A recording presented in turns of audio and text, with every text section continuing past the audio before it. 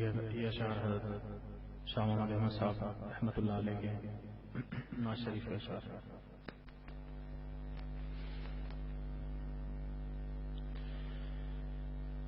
دربار نبی پھر تجھے اللہ دکھائے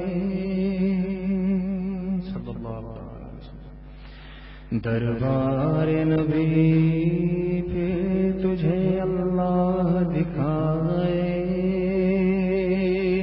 پھر ہند سے طیبہ کی طرف جلد تو جائے، پھر سندھ سے طیبہ کی طرف جلد تو جائے.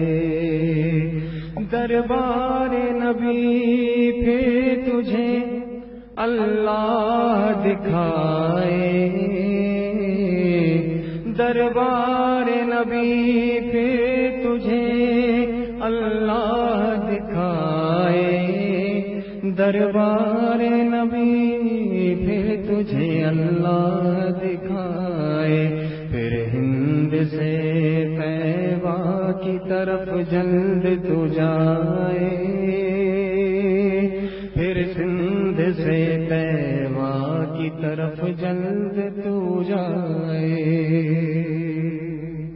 لبیک کی کانوں میں صدا پھر تیرے آئے، لبیک کی کانوں میں صدا پھر تیرے آئے، لبیک کی کانوں میں صدا پھر تیرے آئے. ساقی تجھے پھر جام محبت کے پلائے، ساقی تجھے پھر جام محبت کے پلائے. لبیک کی کانوں میں صدا پھر تیرے آئے، لبیک کی کانوں میں صدا پھر تیرے آئے. ساقی تجھے پھر جام محبت کے پلائے، پھر ہند سے طیبہ کی طرف جلد تو جائے. اللہ تجھے شرک، اللہ تجھے شرک سے بدعت سے بچائے، اللہ تجھے شرک سے بدعت سے بچائے، اللہ تجھے شرک سے بدعت سے بچائے. تا عمر تجھے سنت نبوی پہ چلائے، تا عمر تجھے سنت نبوی پہ چلائے. دربار نبی پھر تجھے اللہ دکھائے. ایمان کی لذت تجھے اللہ چکھائے، ایمان کی لذت تجھے اللہ چکھائے، ایمان کی لذت تجھے اللہ چکھائے. دیوانہ تجھے عشق محمد کا بنائے صلی اللہ علیہ وسلم. دیوانہ تجھے عشق محبت، دیوانہ تجھے عشق محمد کا بنائے. ایمان کی لذت تجھے اللہ چکھائے، ایمان کی لذت تجھے اللہ چکھائے، ایمان کی لذت تجھے اللہ چکھائے. دیوانہ تجھے عشق محمد کا بنائے، پھر ہند سے طیبہ کی طرف جلد تو جائے. دربار نبی پھر تجھے اللہ دکھائے. ہے میری دعا اب تیرا مقصود برائے ہے میری دعا اب تیرا مقصود برائے ہے میری دعا اب تیرا مقصود برائے زمزم سے تیری پیاس کو اللہ بجھائے زمزم سے تیری پیاس کو اللہ بجھائے ہے میری دعا اب تیرا مقصود برائے ہے میری دعا اب تیرا مقصود برائے زمزم سے تیری پیاس کو اللہ بجھائے دربار نبی پھر تجھے اللہ دکھائے پھر گنبد خضرا کا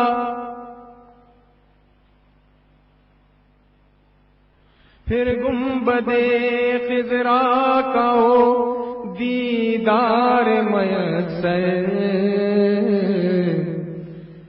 پھر گنبد خضرا کا ہو دیدار میسر پھر گنبد خضرا کا ہو دیدار میسر کعبہ تجھے پھر اپنے کلیجے سے لگائے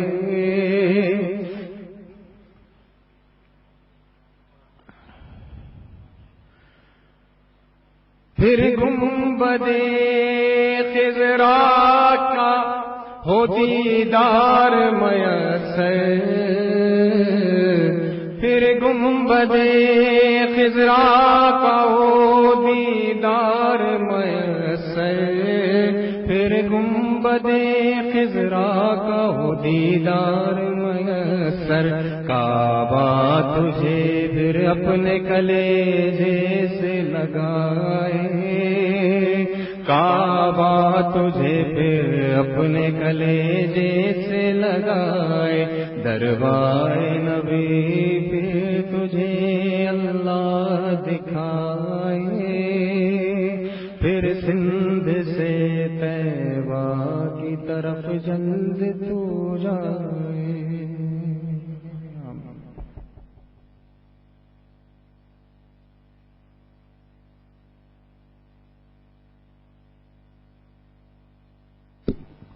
بسم اللہ الرحمن الرحیم نحمدہ ونصلی علی رسولہ الکریم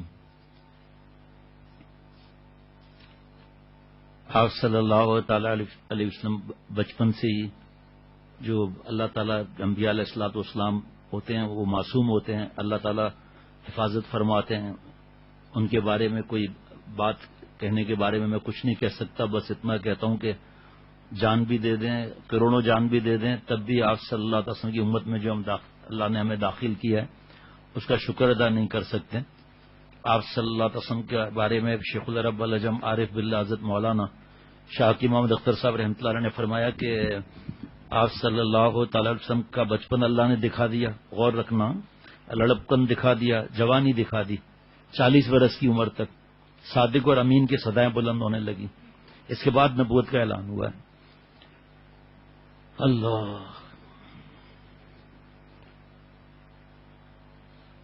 حضور صلی اللہ علیہ وسلم کی پھوپھی صفیہ بھی بنو ہاشم کی خواتین میں خاص ہستی تھیں وہ حضور صلی اللہ علیہ وسلم کی ہم عمر ہی تھیں جرأت اور شجاعت میں اپنی مثال آپ تھیں بنو ہاشم کی اس کہکشاں میں حضور صلی اللہ علیہ وسلم کی حیثیت سورج کی سی تھی اتنا تو سبھی جانتے تھے کہ آئندہ بنو ہاشم کی قیادت اور سیادت حضور صلی اللہ علیہ وسلم نصیب ہے مگر یہ کسی کو اندازہ نہ تھا کہ اس در یتیم کے نام دونوں جہانوں کی سیادت لکھ دی گئی ہے عمر کے 40ویں سال کو پہنچ کر حضور صلی اللہ علیہ وسلم کی سوچ اور فکر گہری ہوتی چلی گئی آپ دیکھ رہے تھے کہ تمام دنیا ہلاکت اور بربادی کی طرف جا رہی ہے اور آپ اس کی سمت درست کرنے کا کوئی مؤثر کوشش نہ کی گئی تو بنی نوع انسان کا انجام بہت برا ہوگا اس تشویش کے علاوہ آپ صلی اللہ علیہ وسلم کے عجیب سے مبہم بے چینی محسوس کیا کرتے تھے گزشتہ 7 برس سے آپ کو گائے گائے فرشتوں کی آواز سنائی دے رہی تھی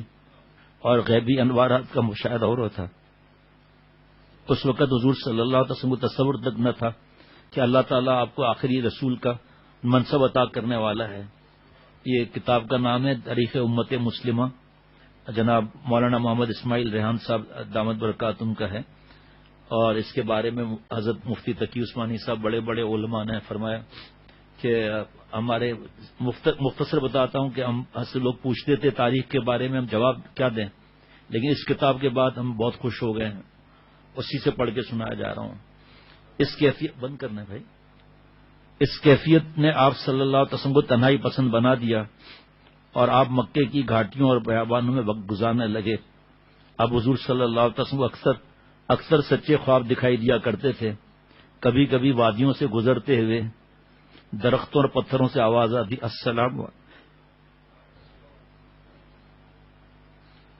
السلام علیکم یا رسول اللہ. آپ پلٹ کر دیکھتے تو کوئی پکارنے والا نظر نہ آتا تھا.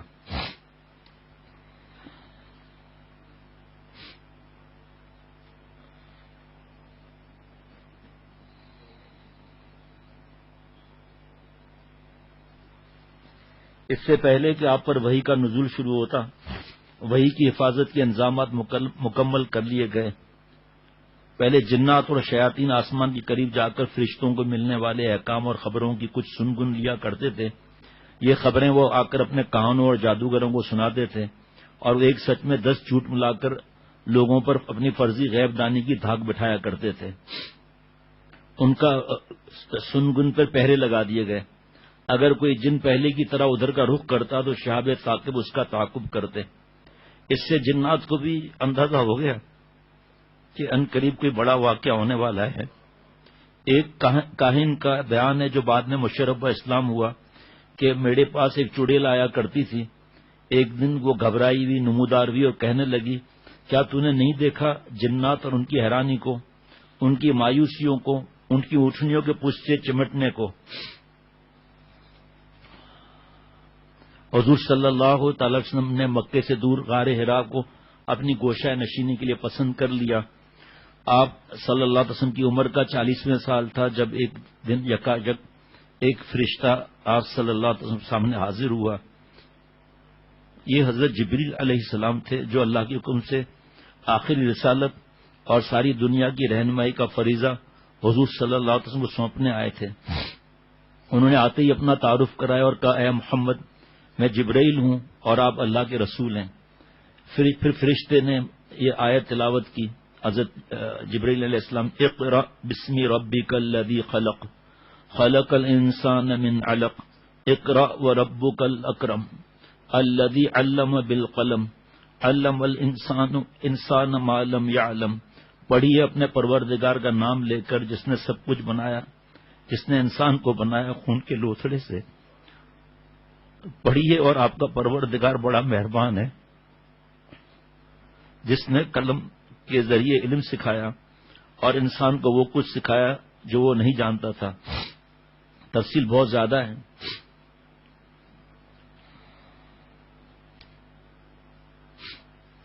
اس وقت کے فرانس وغیرہ کا سب کا اس میں لکھا ہوا ہے. جب فرشتے یہ پیغام سن کر حضور صلی اللہ تعالی علیہ وسلم گھر پہنچے تو خوف اور ہیبت اور ایک بے حد گراں ذمہ داری کے احساس سے حضور صلی اللہ علیہ وسلم کا جسم کانپ رہا تھا. آپ کو لگتا تھا کہ کہیں اس کام کی فکر اور بوجھ سے جان ہی نہ نکل جائے. آپ صلی اللہ تعالی علیہ وسلم نے گھر پہنچتے اپنے اہلیہ محترمہ حضرت خدیجہ الکبریٰ رضی اللہ تعالیٰ عنہا سے کہا، مجھے کمبل اڑا دو، مجھے کمبل اڑا دو، مجھے اپنی جان جاتی محسوس ہو رہی ہے. اہلیہ کے دریافت کرنے پر حضور صلی اللہ علیہ وسلم نے سارا ماجرا کہہ سنایا. حضرت خدیجہ رضی اللہ تعالیٰ نے ایک تجربے کار اور دانش مند خاتون تھی. انہوں نے اپنے شوہر کی کیفیت کو سمجھتے ہوئے آپ کو تسلی دی اور کہا، اللہ آپ کو ہرگز ضائع نہیں کرے گا. آپ رشتہ داروں کا خیال رکھتے ہیں، ہمیشہ سچ بولتے ہیں، امانت دار ہیں، دوسروں کے کام آتے ہیں، مہمانوں کی خاطر تواضع کرتے ہیں، سچائی کے راستے میں آنے والی مصیبتوں میں مددگار ثابت ہوتے ہیں. پھر وہ حضور صلی اللہ تعالی وسلم کو اپنے چچا زاد بھائی ورقہ بن نوفل کے پاس لے گئیں. جو گزشتہ آسمانی کتابوں کا مطالعہ کرتے رہتے تھے، انہوں نے یہ واقعہ سنتے ہی کہا اللہ کی قسم آپ اس امت کے نبی ہیں۔ یہ وہی فرشتہ تھا جو حضرت موسیٰ علیہ السلام کے پاس آیا تھا۔ دیکھنا ایک وقت آئے گا تمہاری قوم تمہیں جھٹلا کر تنگ کر کے اس شہر سے نکال دے گی۔ حضور صلی اللہ علیہ وسلم بڑے حیران ہوئے کہ قریش جو مجھے صادق اور امین کہتے ہیں میرے ساتھ یہ سلوک بھی کر سکتے ہیں۔ آپ صلی اللہ تعالی وسلم نے تعجب سے پوچھا یہ لوگ مجھے نکالیں گے؟ ورقہ نے کہا ہاں، جب کوئی نبی ایسا پیغام لے کر آیا ہے اس کی قوم نے اس سے دشمنی کی، اگر میری زندگی میں وقت آیا تو میں آپ کی ضرور مدد کروں گا۔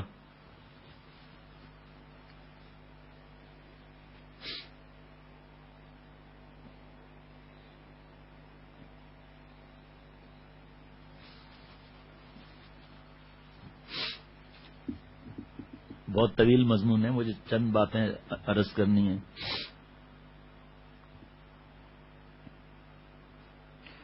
آپ صلی اللہ علیہ وسلم نے رازداری کے ساتھ نبوت کا کام شروع کیا اور غربا بھی بہت زیادہ جڑنے لگے اور کچھ بڑے لوگ بھی جڑے،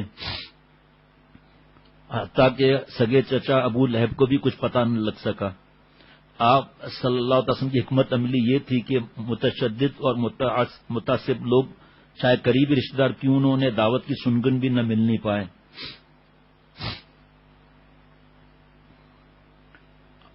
آپ صلی اللہ علیہ وسلم کے سگے چچا ابو طالب اس دعوت سے آگاہ تھے، مگر انہیں بھی یہ علم یوں ہوا تھا کہ انہوں نے اتفاقیہ طور پر حضور صلی اللہ تعالی علیہ وسلم اور حضرت علی رضی اللہ تعالیٰ عنہ کی گھاٹی میں چھپ کر نماز ادا کرتے ہوئے دیکھ لیا تھا۔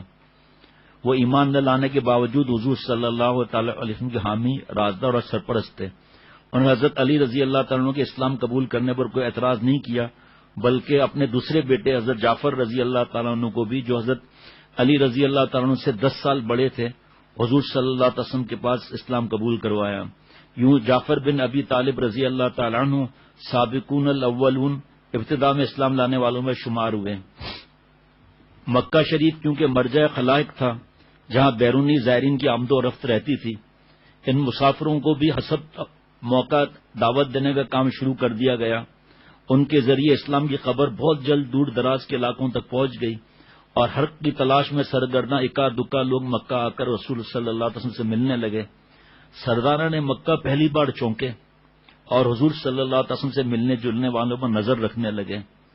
حضور صلی اللہ علیہ وسلم بھی نئے لوگوں سے ملنے میں بہت احتیاط کرنے لگے۔ اس میں پھر الگ پتہ نہیں کیا کیا نصیحتیں اور کیا کیا، ہم نہیں سمجھ سکتے ان چیزوں کو، اللہ والے علماء وہ سمجھا سکتے ہیں اگر ہم ان کے پاس بیٹھیں پوچھیں تو۔ انہی دنوں ڈاکوؤں کے قبیلے غفار کے ایک نوجوان حضرت ابو ذر غفاری، جو بت پرستی سے بیزار تھے، اپنے بھائی سے ایک نئے نبی اور نئے دین کی خبر سنی، وہ سیدھا مکہ پہنچے۔ انہیں معلوم تھا کہ نبوت کا دعویٰ کرنے والے جو ان سے ملاقات کرنا مصیبت مول لینے کے مترادف تھا، نبوت کا دعویٰ کرنے والے جوان سے ملاقات کرنا مصیبت مول لینے کے مترادف تھا، لہذا وہ مسجد الحرام میں ٹھہر کر منتظر رہے کہ کسی دن رسول صلی اللہ علیہ وسلم کی زیارت ہو جائے۔ آخر حضرت علی رضی اللہ تعالیٰ عنہ نے ان کا حال احوال پوچھا اور انہیں حضور صلی اللہ علیہ وسلم سے ملایا۔ آپ صلی اللہ علیہ وسلم نے فرمایا کہاں کے ہو؟ بولے غفار کا۔ رسول صلی اللہ علیہ وسلم نے یہ سن کر حیرت اور مسرت سے اپنی پیشانی تھام لی۔ ڈاکوؤں کا قبیلہ نا۔ ابو ذر غفاری اسلام لے آئے۔ رسول اللہ صلی اللہ تعالی وسلم نے انہیں اسلام کو خفیہ رکھنے کی تاکید کی، مگر واپس جانے سے پہلے انہوں نے مسجد الحرام کا رخ کیا اور اہل مکہ کے بھرے مجمع میں کھل کر کلمہ توحید بلند کر دیا۔ یہ حق کا پہلا والیانہ نعرہ تھا جسے قریش بالکل برداشت نہ کر سکے۔ کچھ درویش بے نوا پر ٹوٹ پڑے۔ حضرت عباس یہ دیکھ کر تیزی سے لگ پی اور کہا کہ لوگوں کو پیچھے ہٹائے، بدبختو یہ شخص ڈاکوؤں یا قبیلے غفار کا ہے، تمہارے شام کے قافلے انہی کے علاقے سے گزرتے ہیں۔ یہ لوگ سوچ کر ہٹ گئے کہ ان کی تجارت ڈاکوؤں کی انتقامی کارروائی کی وجہ سے خطرے میں نہ پڑ جائے۔ اگلے دن اس مجاہد نے پھر اسی طرح مسجد الحرام میں کلمہ توحید بلند کیا، مار کھائی، حضرت عباس نے انہیں بچایا۔ حضرت ابو ذر رضی اللہ تعالیٰ عنہ اپنے قبیلے میں واپس جا کر پہلے اپنی والدہ اور بھائی کو دعوت دے کر مشرف و اسلام کیا، اس کے بعد پورے قبیلے کو اسلام کی دعوت دی اور دیکھتے ہی دیکھتے ڈاکوؤں کا یہ پورا قبیلہ مسلمان ہو گیا۔ اللہ اکبر۔ آپ صلی اللہ علیہ وسلم نے فرمایا کہ اب دوبارہ جب غالب ہونے کی خبر سننا تب دوبارہ آنا. 3 سال تک دعوت کا خفیہ سلسلہ جاری رہا. حضرت ارکم رضی اللہ تعالیٰ کا مکان جو صفا پہاڑی کے دامن میں واقع تھا اس عظیم جد و جہد کا پہلا مرکز تھا. اس کو بھائی خریدیں پڑھیں. آپ صلی اللہ علیہ وسلم ایک دفعہ جب وحی آئی کہ اب کھلم کھلا تبلیغ کا حکم دیا گیا تو تب نبی اکرم صلی اللہ تعالی علیہ وسلم کوہ صفا کی پہاڑی پر چڑھے اور آواز لگی یا صباحا. عرب میں یہ نعرہ اس وقت لگایا جاتا تھا جب دشمن کے حملے کا خطرہ سر پر آ جاتا. دیکھتے ہی دیکھتے قریش کا پورا قبیلہ جمع ہو گیا. آپ صلی اللہ علیہ وسلم نے فرمایا اے بنی عبد المطلب، اے بنی فہر، اے بنی کعب، اگر میں تمہیں خبر دوں کہ اس پہاڑ کے پیچھے ایک فوج تم پر حملہ کرنے کے لیے تیار ہے تو کیا تم میری بات پر یقین کر لو گے؟ لوگوں کو حضور صلی اللہ علیہ وسلم کی سچائی پر اتنا یقین تھا، سب نے بے ساختہ کہا ہاں ہم یقین کریں گے. تب آپ صلی اللہ علیہ وسلم نے فرمایا میں تمہیں ایک عذاب سے ڈراتا ہوں جو جو تمہارے بالکل سامنے ہے. یہ قریش سن کر سناٹے میں آ گئے. ان میں سے ابو لہب نے مشتعل ہو کر کہا تبن لک سائر الیوم الہذا جمعتنا، تیرے لیے ہلاکت و نعوذ باللہ، کیا تو نے اس لیے ہمیں بلایا تھا؟ اس کے بعد سب غضبناک نگاہوں کے ساتھ واپس ہو لیے. ابو لہب کی اس گستاخی کے جواب میں سورہ لہب نازل ہوئی اور اللہ تعالی نے جواب دیا نہایت فصیح اور بلیغ انداز میں، یوں دیا تبت یدا ابی لہب و تب، ابو لہب کے ہاتھ ٹوٹ جائیں اور وہ ہلاک ہو جائے. دیکھو اس درمیان میں اور بھی کچھ باتیں ہیں لیکن دیر ہو جائے گی. قل یا ایھا الکافرون، اور اس کے بعد آخر میں قل اعوذ برب الفلق، قل اعوذ برب الناس، قل واللہ احد. تو تبت یدا میں کل نہیں آیا کہ آپ فرما دیجئے کہ ابو لہب تمہارے دونوں ہاتھ ٹوٹ جائیں. حضرت والا نے فرمایا کہ اس میں جو علماء فرماتے ہیں، حضرت مجدد نے فرمایا کہ اس میں یہ تھا راز کہ کہیں یہ لوگ نہ کہیں دیکھو اپنے چچا کو بد دعا دے دی. تو اللہ نے جو ہے وہ اس معجزانہ اسلوب پر مبنی جواب نے ابو لہب کو پورے مکے میں رسوا کر دیا. اس نے غصے میں آ کر اپنے بیٹے عتبہ اور عتیبہ کو حکم دیا کہ وہ حضور صلی اللہ علیہ وسلم بیٹیوں رقیہ اور ام کلثوم کو طلاق دے دیں. یہ دونوں پہلی دفعہ آگے جملہ آ رہا ہے، پہلی دفعہ پڑھا میں نے. یہ دونوں صاحبزادیاں ان سے بیاہی ہوئی تھی مگر ابھی رخصتی نہیں ہوئی تھی. یہ پہلی دفعہ پڑھا میں نے. ابو لہب کے حکم پر آپ صلی اللہ علیہ وسلم کی دونوں بیٹیوں کو لڑکوں نے طلاق دے دی. اس کے بعد سے ابو لہب اور اس کی بیوی ام جمیل نبی اکرم صلی اللہ تعالی وسلم کو ہر طرح کی تکلیفیں دینے میں تل گئے. ابو لہب کا گھر حضور صلی اللہ علیہ وسلم کے راستے میں قریب تھا، اس لیے اب ہر وقت اس کی شرانگیزی کا نشانہ بنتے رہتے تھے. بھائیوں اور دوستوں، اور جو جگہ جگہ میرے بھائی بہنیں سن رہے ہیں سب، دیکھو یہاں سے دین پر چلنے میں کتنی تکلیفیں آئی ہیں، کتنی رکاوٹیں آئی ہیں. سنتا اور پھر جیسے مفتی نعیم صاحب نے فرمایا کہ ہر موقع پر ایک فرشتہ کیا آتا، اللہ ہی حکم دے دیتے. ام جمیل رات کو آپ صلی اللہ تعالی علیہ وسلم کے راستے پر کانٹے بکھیر دیا کرتی. ابو لہب اپنے گھر کا سارا کچرا ڈال دیتا. حضور صلی اللہ علیہ وسلم کے گھر کی دوسری جانب آپ کا دوسرا دشمن عقبہ ابن ابی معیط رہتا تھا. اس کا بھی معمول تھا کہ حضور صلی اللہ علیہ وسلم کو تکلیف دینے کے لیے اپنے گھر کی غلاظت آپ کے دروازے پر پھینک دیتا. آپ صلی اللہ علیہ وسلم فرمایا کرتے میں دو بدترین پڑوسیوں کے درمیان رہتا ہوں. ابو لہب ہر وقت حضور صلی اللہ علیہ وسلم کی طاق میں رہتا کہ آپ تبلیغ کے لیے کہاں کا رخ کر رہے ہیں، آپ کہیں قریب جاتے یا دور. یہ پیچھے پیچھے پہنچ جاتا اور آپ صلی اللہ علیہ وسلم پر آوازیں کستا تھا. یہ وفد بنا کر قریش کے سردار آئے، ابو طالب آپ اپنے بھتیجے کو منع کریں اور ہم اپنے آبا و اجداد کی مذمت اور اپنے معبودوں کی عیب جوئی مزید برداشت نہیں کر سکتے.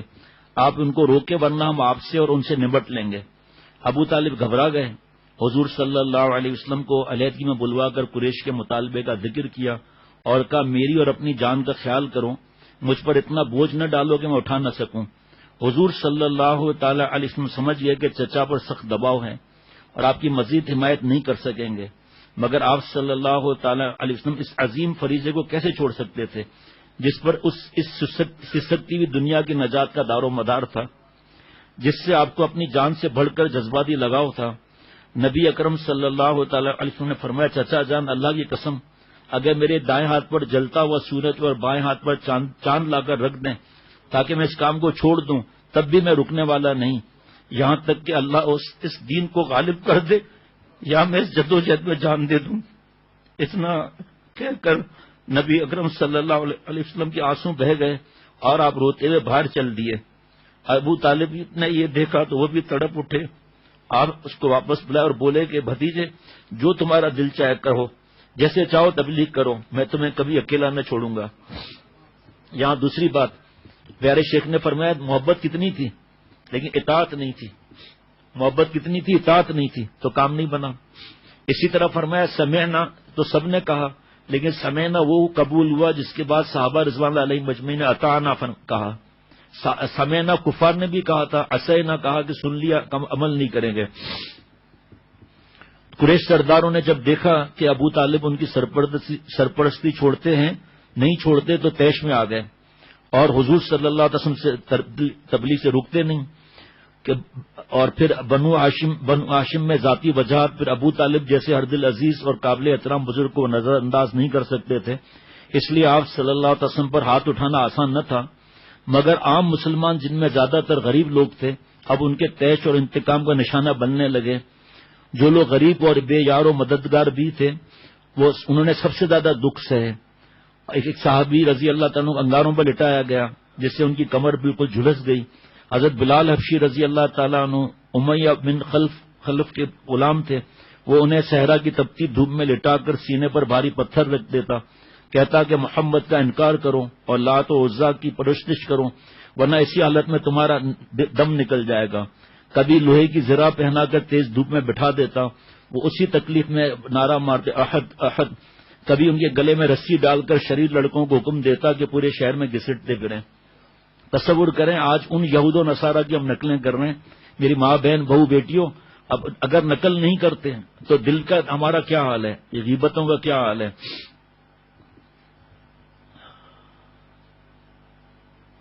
حضرت عمار بن یاسر، ان کے والد یاسر اور والدہ سمیہ رضی اللہ تعالیٰ عنہم کا مکے میں کوئی رشتہ دار نہ تھا۔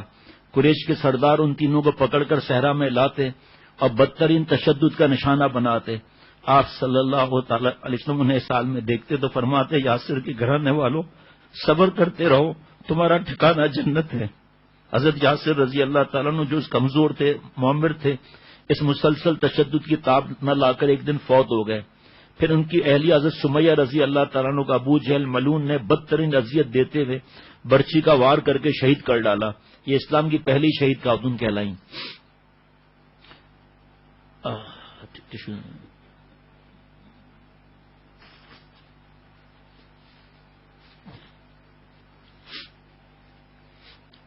حضرت ابو بکر صدیق رضی اللہ تعالیٰ عنہ مکہ کے انتہائی معزز لوگوں میں سے تھے۔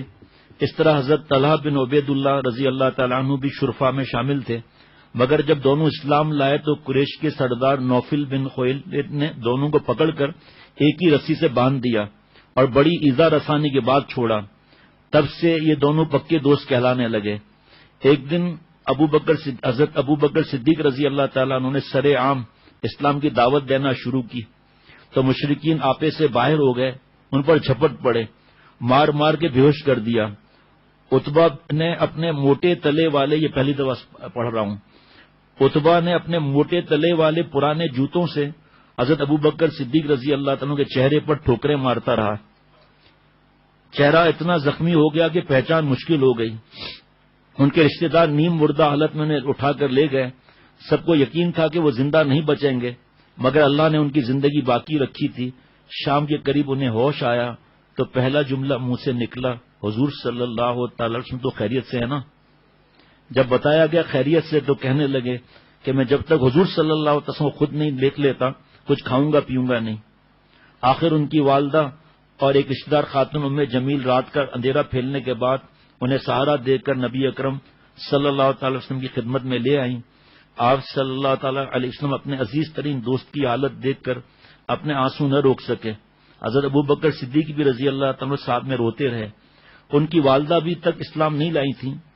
سیدنا ابو بکر صدیق رضی اللہ تعالیٰ کی درخواست پر آپ صلی اللہ علیہ وسلم نے ان کی ہدایت کے لیے دعا کی۔ دعا کا اثر یہ ہوا کہ ام الخیر رضی اللہ تعالیٰ عنہ اسی وقت ایمان لے آئیں۔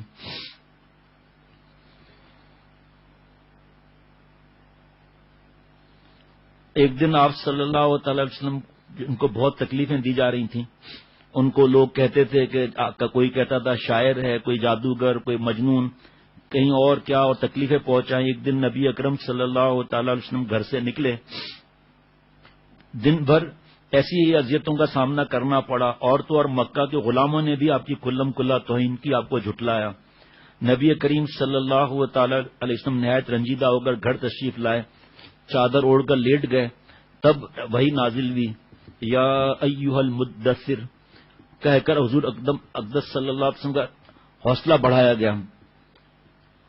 اکثر حضور صلی اللہ علیہ وسلم اہل مکہ کی طعن و تشنیع کے جواب میں خاموش رہتے، مگر کبھی کبھی صبر کا پیمانہ چھلک جاتا تو آپ انہیں بتا دیتے کہ وہ اپنے لیے خود ہی ہلاکت کا سامان تیار کر رہے ہیں.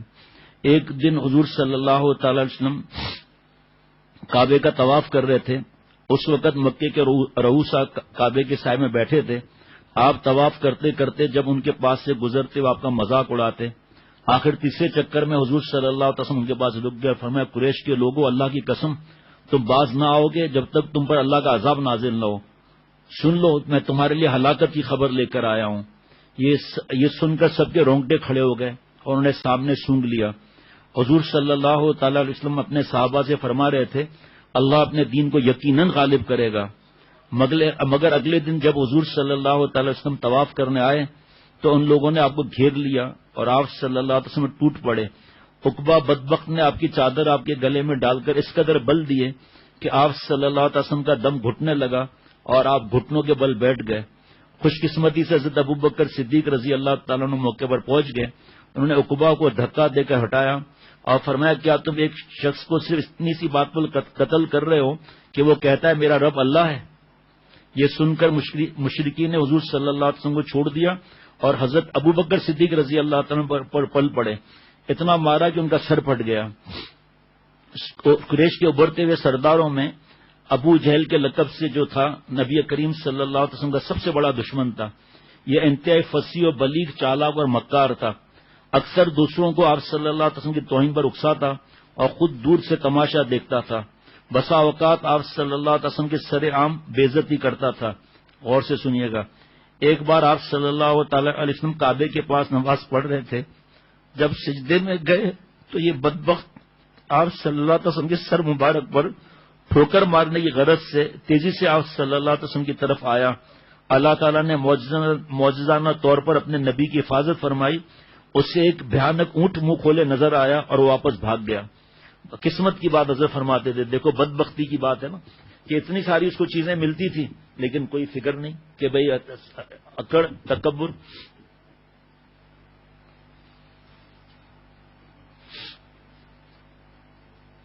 حضرت زینب رضی اللہ تعالیٰ عنہ آپ صلی اللہ علیہ وسلم کی بڑی بیٹی تھی، اس لیے خاص طور پر اپنے والد کا خیال رکھتی تھی کہ وہ کہاں گئے ہیں اور کس حال میں ہیں.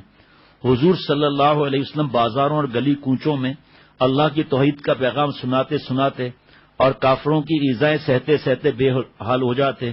اتنے میں حضرت زینب رضی اللہ تعالیٰ عنہ آپ کو تلاش کرتے، آن پہنچتی اور آپ کو دشمنوں کی ایذا سے بچانے کی کوشش کرتی.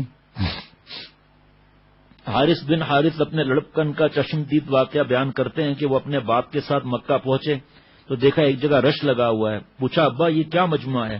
باپ نے کہا بیٹا یہ لوگ ایک بے دین آدمی کو گھیرے ہوئے ہیں. وہ باپ کے ساتھ سواری سے اتر کر مجمع میں گھسے. دیکھا تو نبی اکرم صلی اللہ تعالی علیہ وسلم لوگوں کو ایمان اور توحید کی دعوت دے رہے ہیں. لوگ آپ صلی اللہ علیہ وسلم کی بات کی تردید کر رہے ہیں اور طرح طرح کی تکالیف دے رہے ہیں. آدھا دن اسی طرح گزر گیا. اس کے بعد مجمع چھٹ گیا. تب ایک خاتون پانی کا برتن اور رومال لیے بھی ادھر آئیں اور آپ صلی اللہ علیہ وسلم کو پانی پلایا، پھر وضو کرایا. لوگوں سے دریافت کرنے پر معلوم ہوا کہ یہ خاتون رسول اللہ صلی اللہ علیہ وسلم کی بیٹی زینب ہے. ایک اور گواہ فرماتے ہیں کہ حضور صلی اللہ تعالی وسلم لوگوں کے مجمع میں فرما رہے تھے کہ لوگوں لا الہ الا اللہ کہہ دو، کامیاب ہو جاؤ. مگر لوگ آپ کو گالیاں دینے لگے. کسی نے بڑی مٹی کا بڑا تھال بھر کر آپ صلی اللہ علیہ وسلم پر اس طرح پھینکا کہ سارا بدن خاک آلود ہو گیا. ایک بدبخت تو چہرہ انور پر تھوکنے سے بھی باز نہ آیا. دوپہر ہو گئی تب ایک لڑکی پانی کا پیالہ لے کر آئی. حضور صلی اللہ علیہ وسلم کا چہرہ مبارک دھویا اور لڑکی سے کہا اپنے باپ کے بارے میں لڑکی اس لڑکی سے کہا اپنے باپ کے بارے میں خدشہ مت کرو کہ وہ اچانک مارا جائے گا یا رسوا ہو جائے گا. یہ لڑکی حضرت زینب بنت محمد صلی اللہ تعالی علیہ وسلم تھی. حضور انور صلی اللہ تعالی علیہ وسلم ایک دن خانہ کعبہ میں نماز پڑھ رہے تھے کہ ابو جہل نے کہا کوئی ایسا نہیں جو اونٹ کی اوجھڑی اٹھا کر لائے اور جب محمد سجدے میں جائیں تو وہ اوجھڑی آپ کے پشت پر رکھ دے. یہ سن کر عقبہ جو حضور صلی اللہ علیہ وسلم سے دشمنی نکالنے میں بہت آگے تھا گیا اور کسی اونٹ کی اوجھڑی لا کر آپ صلی اللہ علیہ وسلم کے پشت پر عین اس وقت رکھ دی جب آپ صلی اللہ علیہ وسلم سجدے میں تھے. مشرکین اپنی شرارت سے اتنے لطف اندوز ہو رہے تھے کہ ہنستے ہنستے ایک دوسرے پہ گرے جاتے تھے. کسی نے جا کر حضور صلی اللہ علیہ وسلم کے گھر میں ان کی بیٹی حضرت فاطمہ رضی اللہ تعالیٰ عنہ کو خبر دے دی جو کم عمر لڑکی تھی. وہ فوراً آئیں, بڑی مشکل سے اوجھڑی کو حضور صلی اللہ علیہ وسلم کے پشت مبارک سے دھکیلا, پھر کافروں کی طرف متوجہ ہو کر انہیں برا بھلا کہنے لگی. حضور صلی اللہ علیہ وسلم نے سجدے سے سر اٹھایا تو کپڑے ناپاک ہو چکے تھے. مشرکین ابھی تک کہہ لگا رہے تھے. حضور صلی اللہ علیہ وسلم نے لاچاری کی حالت میں اللہ تعالیٰ کو پکارتے ہوئے ان کے لیے ایسی بددعا فرمائی جسے سن کر ان کے چہروں کے رنگ اڑ گئے اور انہیں ڈر لگا کہ یہ بددعا کہیں قبول نہ ہو جائے. یہ واقعات بتاتے ہیں کہ اسلام کے لیے قربانیاں دینے میں حضور صلی اللہ علیہ وسلم اپنی جان, مال اور اہل و عیال سمیت شریک تھے اور یہی ایک سچے دائی اور کامل رہنما کی شایان شان ہے.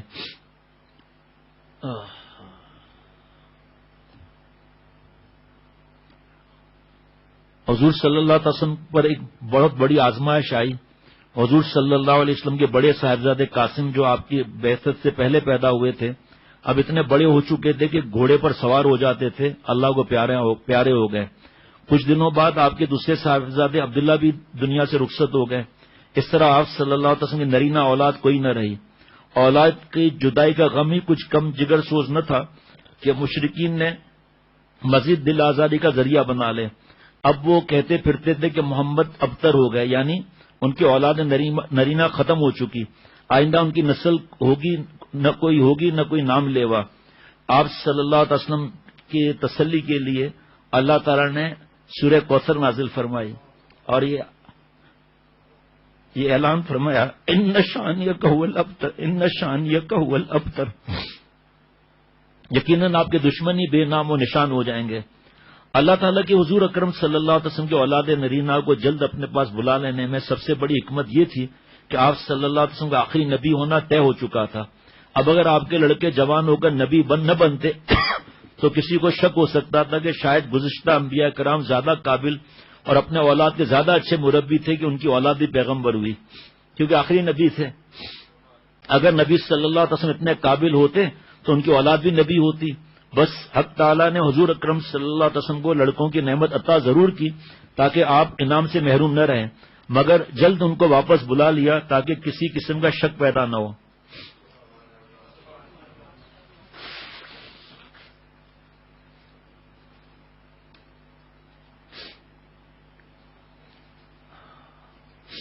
یہ آزمائش صبر, تحمل, استقامت, حکمت عملی اور تربیت کے دن تھے. اسلام کی تاریخ میں یہ ایام سنہرے حروف سے لکھے جانے کے قابل ہیں, کیونکہ انہی دنوں میں وہ افراد تیار ہو رہے تھے جن پر آگے ساری امت کی قیادت اور رہنمائی کا دار و مدار تھا. کفار کی سختیوں, تانا زنیوں, جسمانی اور ذہنی ایذا رسانیوں, الزامات, اعتراضات کے طوفانوں, کردار کشی کی نت نئی مہموں اور خفیہ سازشوں اور اعلانیہ رکاوٹ کے جواب میں نبی اکرم صلی اللہ علیہ وسلم کی حکمت عملی, صبر, تحمل, عدم تشدد, احتیاط ہر شخص کو ہر حال میں اللہ کی طرف دعوت دینے پر مشتمل تھی. صحابہ خفیہ دعوتیں دیتے تھے, کبھی اعلانیہ بھی بلا رہے تھے. دن میں آپ صلی اللہ علیہ وسلم زیادہ تر کوہ صفا کے داون میں واقع حضرت ارقم رضی اللہ تعالیٰ کے مکان میں تشریف فرما ہوتے, جو اسلام کا پہلا دعوتی مرکز, پہلا مدرسہ تھا. اور حضور صلی اللہ تعالی وسلم روزانہ صبح و شام حضرت ابوبکر رضی اللہ تعالیٰ عنہ سے ان کے گھر پر جا کر ملا کرتے, مشورے فرماتے. کفار کے مقابلے میں حضور صلی اللہ تعالی علیہ وسلم اور صحابہ رضوان اللہ علیہ مجمعین کے پاس حکومت, دولت اور افرادی قوت نہیں تھی. آپ کی طاقت اور ہتھیار اللہ پر مضبوط ایمان, اللہ کی مدد اور نصرت پر یقین, اس سے ہر حال میں تعلق اور اسی سے بے تابانہ دعائیں کرنا تھا. اب سنتے جائیں جناب. جب موسم حج قریب آیا تو حضور صلی اللہ علیہ وسلم کی امیدیں بڑھ گئیں، کیونکہ دور دراز کے لوگوں کو توحید کی دعوت دینے کا اس سے بہتر موقع کوئی اور نہیں ہو سکتا تھا۔ ادھر قریش کے سردار بڑے فکر مند تھے کہ آپ صلی اللہ علیہ وسلم کو بدنام کرنے اور آپ کی دعوت لوگوں کے نزدیک غیر مؤثر بنانے کے لیے طرح طرح کی باتیں پھیلائی ہوئی تھی۔ آپ کو نعوذ باللہ بے دین، مجنون، شاعر مشہور کر رکھا تھا، مگر ان تمام حربوں کے باوجود اکا دکا لوگ مسلمان ہوتے جا رہے تھے۔ یہ دیکھ کر قریش کے سردار باہم مل بیٹھے۔ ان کے نامور سردار ولید بن مغیرہ نے کہا کہ حج کا زمانہ آ رہا ہے، عرب کے مختلف قبائل یہاں آئیں گے جن کے کانوں میں یہ بات بڑھ چکی ہے، لہذا اس شخص حضرت محمد صلی اللہ علیہ وسلم کے بارے میں ایک ہی بات طے کر کے کہو، ایسا نہ ہو کہ ہماری باتیں آپس میں ٹکرا جائیں۔ خاصے غور و غوض کے بعد جب حضور صلی اللہ علیہ وسلم کے خلاف کوئی مضبوط الزام سمجھ نہ آیا تو ولید نے کہا کہ سب سے زیادہ معقول بات یہ کہ تم کو وہ جادوگر ہے۔ اس نے جادو کے ذریعے زور سے بھائی کو بھائی سے، شوہر کو بیوی سے، خاندان والوں کو ایک دوسرے سے الگ کر دیا ہے۔ اب یہ بدماش جا کر بیٹھ گئے مختلف راستوں پر۔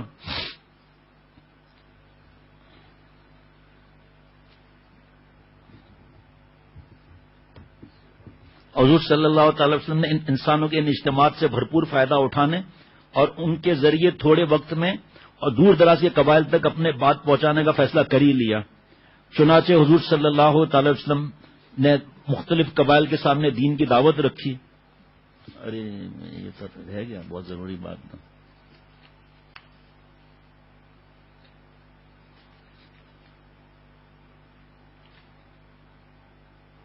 ہاں یہ تو ہے گیا۔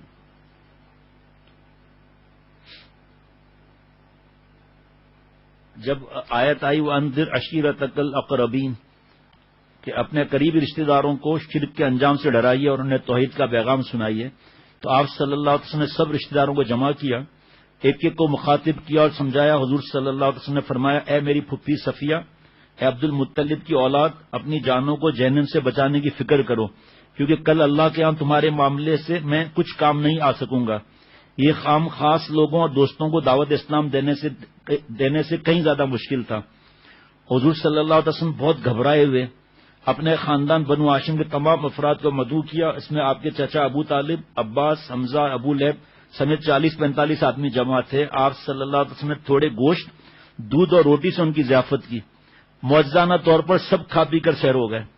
پھر آپ صلی اللہ علیہ وسلم نے فرمایا، آدمی اپنے گھر والوں سے غلط بیانی نہیں کرتا، اس اللہ کی قسم جس کے سوائے کوئی معبود نہیں، میں سب کے لیے اللہ کا رسول ہوں اور آپ کے لوگوں کے لیے بطور خاص، اے اولاد عبد المطلب، بلا شبہ کوئی شخص اپنے قوم کے پاس اس سے بہتر بات لے کر نہیں آیا جو میں آپ کے پاس لایا ہوں۔ میں دین و دنیا اور آخرت کی کامیابی کا پیغام لایا ہوں۔ اللہ کی قسم، جس طرح آپ سوتے ہیں اسی طرح ایک دن ضرور مریں گے، اور جس طرح آپ بیدار ہوتے ہیں اسی طرح ایک دن حساب کتاب کے لیے زندہ کیے جائیں گے اور وہاں اپنے اعمال کا بدلہ ضرور پائیں گے۔ بے شک جنت کا ٹھکانہ بھی ہمیشہ ہمیشہ کے لیے ہے اور دوزخ میں رہنا بھی ہمیشہ ہمیشہ کے لیے، یعنی کفار کے لیے۔ اچھا جی، ابو لہب بھی تعاقب میں لگا ہوا تھا۔ حضور صلی اللہ تعالی علیہ وسلم ان بازاروں اور میلوں کے مختلف حلقوں میں تشریف لے جاتے اور لوگوں کو اللہ کی طرف بلاتے۔ حضور صلی اللہ تعالی علیہ وسلم فرماتے، لوگوں کہو لا الہ الا اللہ، اللہ کے سوا کوئی معبود نہیں، تم کامیاب ہو جاؤ گے۔ حضور صلی اللہ تعالی وسلم کے پیچھے پیچھے آپ کا چچا ابو لہب لپکتا آتا۔ آگے سنو نا ذرا عجیب بات، اس کی بھینگی آنکھوں میں، بھینگا تھا ابو لہب، اس کی بھینگی آنکھوں میں نفرت کی چنگاریاں ہوتی اور اس کے سرخ گال تمتما رہے ہوتے۔ حضور صلی اللہ علیہ وسلم پر مٹی پھینکتا اور چلاتا، ارے لوگوں دیکھنا کہ یہ شخص تمہیں تمہارے دین سے نہ ہٹا دے، یہ چاہتا ہے کہ تم لات اور عزا کی عبادت چھوڑ دو۔ حضور صلی اللہ تعالی وسلم اس کی طرف توجہ دیے بغیر اپنا پیغام سناتے جاتے تھے۔ وہ جو آپ سناتے ہیں نا کہ آپ صلی اللہ علیہ وسلم کیا ہے، سناؤ ذرا۔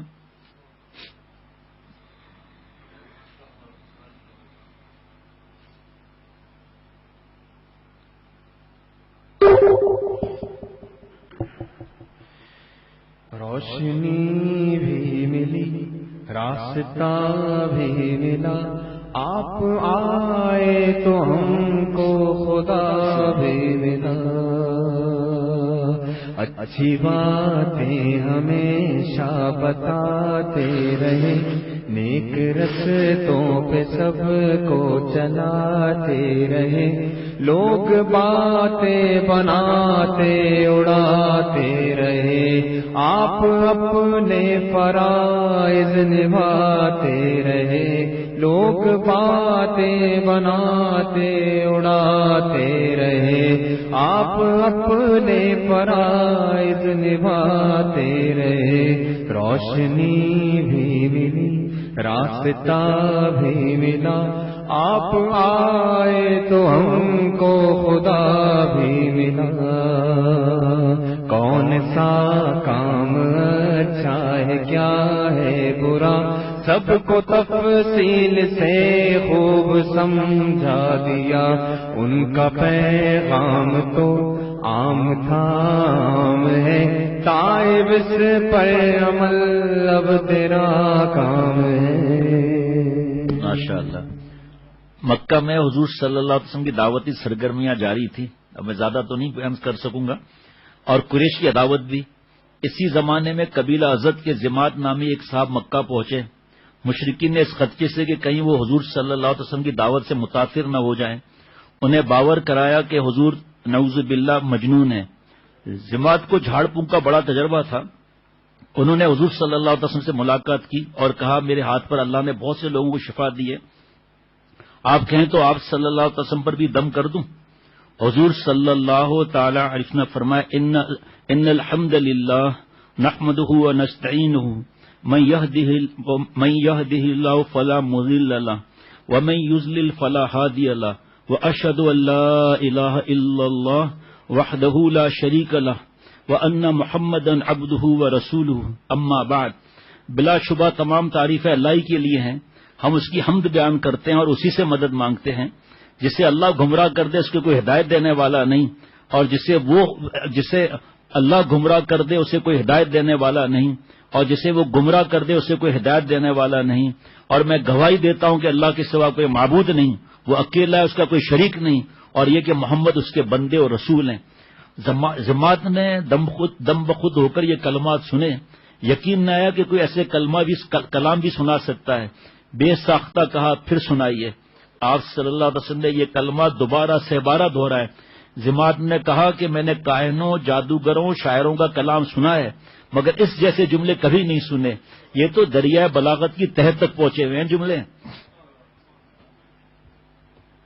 ضماد پھر رضی اللہ تعالیٰ عنہ ہو گئے، اسلام قبول کر لیا، اور اپنے قوم کی طرف سے بھی حضور صلی اللہ علیہ وسلم کے ہاتھ پر بیعت کر کے واپس ہوئے۔ درمیان میں جس طرح مولوی فرحان بیچ میں درس قرآن میں بات میں بتاتا ہے نا، میں بھی ایک بات بتانا چاہتا ہوں درمیان میں، اتنا مزہ آئے گا، خوش ہو جائیں گے سب، مزہ ہی مزہ ہے، کیسے خوش نہ ہوں گے۔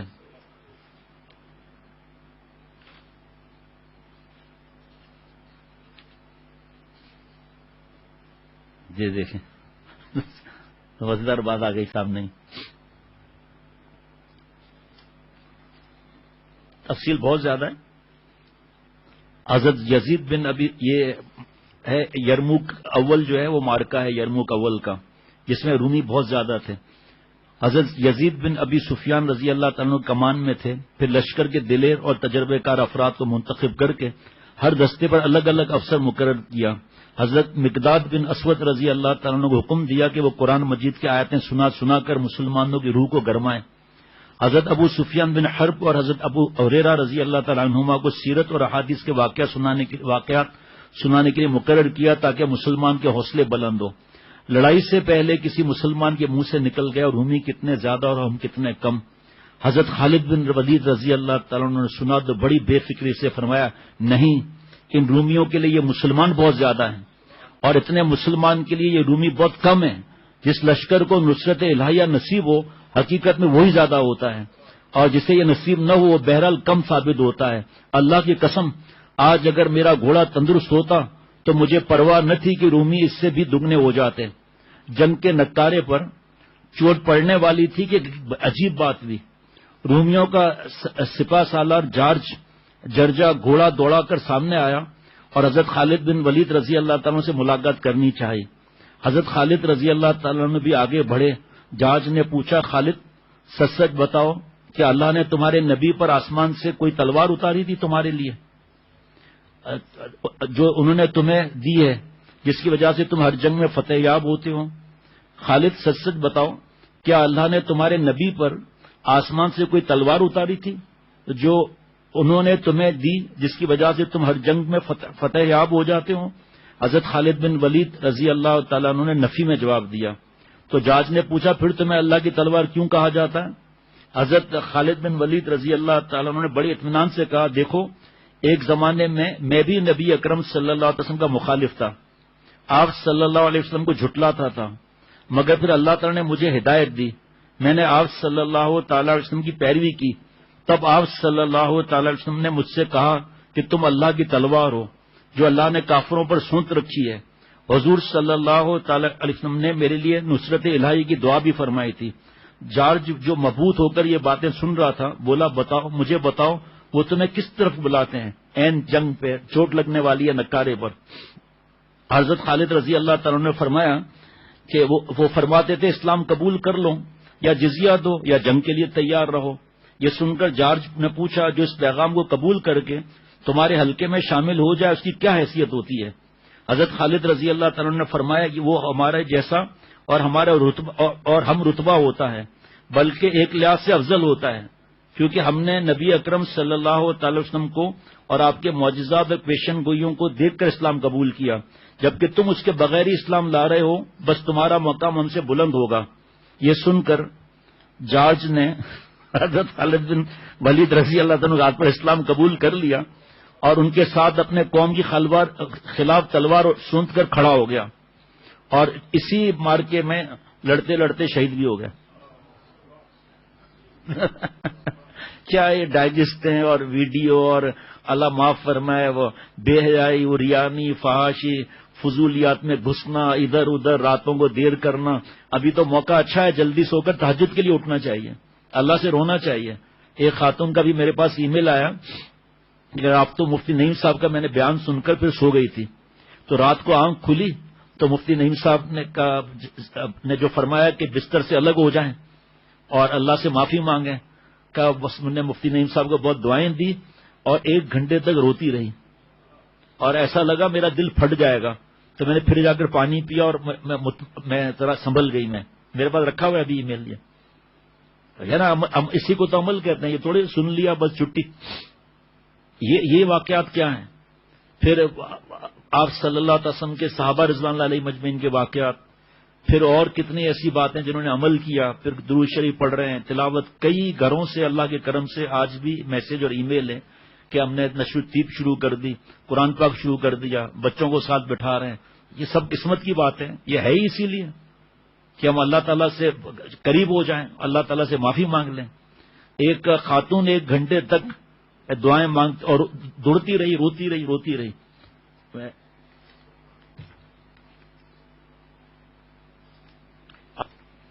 یہ ہے نا ہماری بہو بیٹیاں سن رہی ہیں, کیا ضرورت ہے جاگنے کی بھائی؟ پہلے تو کہ آپ کے پاس بہانہ آتا ہے کہ شوہر صاحب دیر سے آ رہے ہیں, سسر دیر سے آ رہے ہیں, بیٹا دیر سے. اب تو کوئی بہانہ ہی نہیں ہے. اور یہ بیان بھی آپ دیکھ رہے ہیں کوئی ہو ہی نہیں رہا بیان آج کل. 2-3 دن سے بہت دل کا یہ حال تھا کہ جو اللہ نے مجھے توفیق دی پڑھنے کی, تو بہت دل میں اتنا بوجھ تھا کہ کسی طرح اس کو عرض کر لوں. اب زیادہ سے زیادہ 5 منٹ اور بھی آیا زیادہ, لیکن زیادہ سے زیادہ 5 منٹ. ہر طرح کی مخالفت کے باوجود قرآن کی پاک کی تاثیر کا مشرکین کے پاس کوئی جواب نہیں تھا, بلکہ الٹا ان کے بڑے بڑے سردار اور شعر و سخن کا اچھا ذوق رکھتے تھے. قرآن پاک کے اثرات اور اس کی ادبی لطافت سے محظوظ ہوئے بغیر نہیں رہ سکتے تھے. ابو جہل, ابو سفیان یہ رات کو اس وقت چھپ چھپ کر آتے جب آپ صلی اللہ تعالی علیہ وسلم قرآن کی تلاوت فرما رہے ہوتے. صبح صادق تک وہ گمسم یہ آواز سنتے رہتے. وہ پھوٹتے صبح ہوتے ہی واپس آتے. اگر کسی موڑ پر باہم مل جاتے تو ایک دوسرے کو ملامت کرتے ہوئے کہتے آئندہ ایسا مت کرنا. اگر قوم کے نادان لوگوں کو پتہ چل گیا تو نہ معلوم اس کا کیا اثر لیں گے. مگر اگلی شب پھر ایسا ہوتا. جب کئی دن تک ایسا ہوتا رہا تو ایک شخص نے ابو جہل کے پاس پہنچ گیا, کہنے لگا بتا ہی دو کہ محمد سے جو تلاوت سنی اس کے بارے میں تمہاری کیا رائے ہے؟ ابو جہل کہنے لگا ہم اور بنو ہاشم عزت و شرف کی ہر چیز میں مقابلہ کرتے آئے ہیں، جب ہم ہر چیز میں برابر نکلتے تو وہ کہنے لگتے ہیں کہ ہمارے پاس نبی بھی ہے جس پر وحی آتی ہے، اللہ کی قسم ہم یہ بات کبھی نہیں مانیں گے۔ قریش کے سردار ولید بن مغیرہ نے ایک بار آپ صلی اللہ علیہ وسلم سے کلام اللہ سنا، اس پر رقت طاری ہو گئی۔ جب واپس آیا تو ابو جہل نے اس کی بدلی ہوئی حالت دیکھ کر اسے تانے دیے اور اصرار کیا کہ وہ کوئی ایسی بات کہے جس سے ظاہر ہو کہ وہ قرآن پاک کا نعوذ باللہ منکر ہے۔ ولید نے کہا میں کیا کہوں، تم جانتے ہو کہ شعر، رزمیہ کلام اور قصائد کو مجھ سے زیادہ جاننے والا کوئی نہیں، اللہ کی قسم وہ کلام ان میں سے کسی سے مشابہ نہیں، اس میں عجیب مٹھاس ہے، وہ ایسا کلام ہے جو سب پر غالب ہے، اس پر کوئی غالب نہیں، وہ دوسروں کو زیر و زبر کر دیتا ہے۔ اب دیکھیے اللہ نے ہمیں توفیق دی ہے اور اللہ تعالیٰ کا احسان ہے کہ مالک نے اس کی سمجھ دی ہے کہ ہمیں اللہ کو خوش کرنا ہے۔ اب ہم اس زمانے میں بھی تلاوت نہ بڑھائیں تو پھر کیا، موبائل اس حالت میں بھی آپ یقین کریں گے، اس حالت میں بھی برائی میں روتی ہوئی ماں کا فون آ رہا ہے کہ اس حالت میں سائدات جاگ رہے ہیں، فلمیں، گانے اور پتہ نہیں کیا گند دیکھ رہے ہیں۔ اب ان کو سمجھائے، وہ رو رہی ہیں، وہ سمجھا رہے ہیں بھائی آپ اللہ سے مانگو نا، ہم اللہ سے سب مانگیں ان حالات میں بھی۔ اور یہ فضولیات میں الگ، ایک صاحب سے ابھی چند دن پہلے موبائل چھڑوایا، آج پھر ایک صاحب سے بات ہوئی، میں نے کیا حالات ہیں آپ کے بھائی، یہ میں نے کہا ابھی آپ کو موبائل کی ضرورت کیا، بڑے موبائل کی کا بزنس کے لیے لیا تھا، میں نے کہا ابھی کوئی ہے بزنس آپ کا اس وقت جو آپ جس بزنس میں ہے، نام نہیں لوں گا، اس پہ تو پابندی ہے اس وقت کرتا ہوں، تو پھر موبائل کی کیا ضرورت ہے آپ کو، کتنے بجے آپ سو رہے ہیں، خط لکھے موبائل جمع کرائیں آپ، یہ اللہ نے وقت دیا ہے بھائی۔ اچھا جی، ابو جہل نے کہا تمہیں ایسا کچھ تو کہنا ہی پڑے گا جس سے تمہاری قوم خوش ہو جائے۔ ولید نے سوچ بچا کر کہا کہ اسے جادو کہنا چاہیے، مگر نضر بن حارث نے، جسے لوگ شیطان کہہ کر یاد کرتے تھے، اس حربے کو فضول قرار دیا اور وہ قرآن کی تاثیر کو عرب کے روایتی دین کے لیے سب سے بڑا خطرہ سمجھتا تھا۔ ایک دن اس نے برملا کہا قریش کے لوگوں، اللہ کی قسم تمہیں ایسے مسئلے سے سابقہ پڑا ہے جس کی ماضی میں کوئی مثال نہیں۔ تم جانتے ہو کہ محمد صلی اللہ تعالی علیہ وسلم تمہارے خاندان کے ایک لڑکا تھا جو پلا بڑھا، وہ تمہارا سب سے محبوب فرد اور سب سے زیادہ سچی بات کرنے والا اور سب سے زیادہ امانت دار تھا۔ اب جب وہ ادھیڑ عمر ہو گیا اور یہ نیا پیغام لایا تو تم کہتے ہو کہ وہ جادوگر ہے۔ اللہ کی قسم وہ جادوگر نہیں، کیونکہ ہم جادوگروں اور ان کی جھاڑ پھونک کو جانتے ہیں۔ کبھی تم کہتے ہو کہ وہ کاہن ہے، اللہ کی قسم وہ کاہن نہیں، کاہنوں اور ان کے حالات کو بھی ہم خوب دیکھ چکے ہیں۔ کبھی تم کہتے ہو کہ وہ مجنون ہے، اللہ کی قسم وہ مجنون نہیں ہے، ہم جنون اور اس کی اقسام اور اس کے اثرات کو اچھی طرح جانتے ہیں۔ قریش کے لوگوں اپنا انجام اچھی طرح دیکھ لو، واقعی تم پر بڑی آفت آنے والی ہے۔ اللہ تعالیٰ اپنی رحمت سے مجھے اور ہم سب کو عافیت والی حیات عطا فرمائے اور یہ موقع کو غنیمت سمجھ کے اللہ خوب عبادت کرنے کی توفیق عطا فرمائے۔ اللہ تعالیٰ مجھے اور ہم سب کو اللہ والا بنائے۔ درود شریف پڑھ لیجیے۔ اللہم صلی علی سیدنا مولانا محمد النبی الامی وعلی آلہ واصحابہ وبارک وسلم۔ یا اللہ تعالیٰ مجھے اور ہم سب کو معاف فرما دیجیے، ہماری صورت اور سیرت کو اپنے پیار کے قابل بنا۔ یا اللہ جس بات سے آپ خوش ہوتے ہوں، آپ صلی اللہ تعالی علیہ وسلم جس بات سے خوش ہوتے ہوں وہ کرنے کی توفیق عطا فرما۔ اللہ جی جس بات سے آپ ناراض ہوتے ہوں، جن سے آپ کے سب سے لاڈلے اور پیارے حضور صلی اللہ علیہ وسلم جن باتوں سے ناراض ہوتے ہیں ان سے بچنے کی توفیق عطا فرما۔ یا اللہ جی جتنی سانسیں باقی بچی ہیں ہر سانس کو اپنی ذات پاک پر فدا کرنے کی توفیق عطا فرما۔ اے دونوں جہان کے مالک، دونوں جہانوں کی خوشیاں عطا فرما۔ اس وبا کو، ہر قسم کی وبا کو، ہر قسم کی بیماری کو اے اللہ اپنی رحمت سے ختم فرما اور شفا میں بدل دیجیے۔ اللہ جی جو مسلمان اس بیماری میں مبتلا ہیں، اے رب کریم انہیں صحت کاملہ عاجلہ مستمرہ عطا فرما۔ یا اللہ مجھ سمیت ہر مسلمان کی حفاظت فرما، جان، مال، عزت، آبرو، ایمان کی حفاظت فرما اور صحت عطا فرما۔ اے رب کریم ناشکری سے بچا۔ یا اللہ ہر حالت میں ہر بات پر آپ کا شکر ادا کرنے کی توفیق عطا فرما۔ آپ کے اتنے احسانات ہیں کہ گن نہیں سکتے اور نہ شکر ادا کر سکتے ہیں، آپ ہمیں معاف فرما دیجئے۔ یا اللہ آپ کے بے حساب احسانات کا بے حساب شکر ادا کرتے ہیں، یہ زبانی شکر ہے اللہ، اصلی شکر گناہ چھوڑنے کی توفیق عطا فرما۔ اے رب کریم اپنا قرآن پاک صحیح کرنے کی توفیق عطا فرما۔ یا اللہ اپنی رحمت سے، اپنے کرم سے مجھے اور سب کو معاف فرما۔